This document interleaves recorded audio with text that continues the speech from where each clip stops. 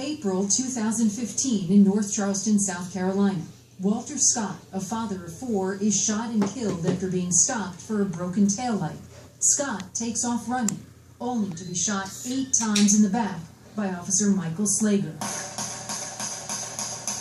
Officer Slager was indicted on federal charges for deprivation of rights. He pleaded not guilty. If convicted, he could face life in prison. August 2014, Michael Brown is shot dead by Ferguson, Missouri police officer Darren Wilson. A grand jury decided not to indict Wilson, and the U.S. Department of Justice cleared him of civil rights violations, concluding Brown was advancing toward him and that force was defensible. Eric Garner, a father of 6, in a chokehold on a New York street, July 2014. Accused of illegally selling cigarettes, Garner is gasping for air.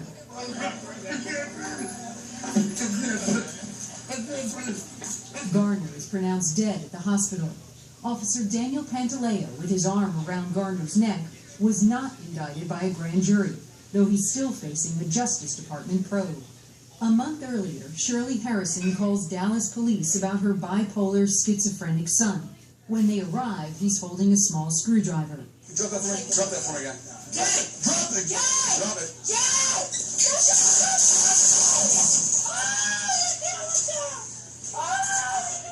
Within 10 seconds of the front door being opened, Jason Harrison lay dying, shot at least 5 times, twice in the back.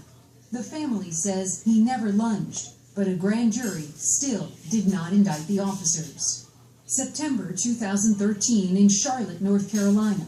24-year-old Jonathan Farrell is shot and killed by police. Farrell had just survived a car crash. He knocks on the door of a nearby home for help, but the woman panics and calls 911. Is there anything in your front door? Yeah, he's trying to cook it down. He's trying to blackmail? Farrell, a star football player from Texas A&M, is unarmed, but when police arrive, Officer Randall Carrick fires 12 times, striking Jonathan Farrell 10 times. He dies at the scene. The officer is put on trial for voluntary manslaughter, but the jury couldn't agree, so the judge declared a mistrial. DeLand, Florida, May 2013. A police car is chasing Marlon Brown, who is now on foot. He'd been stopped earlier for not wearing his seatbelt. One final glance toward the oncoming police car, and Brown disappears beneath it. Hey, we gotta take the car now. But the 38-year-old father of 2 is already dead.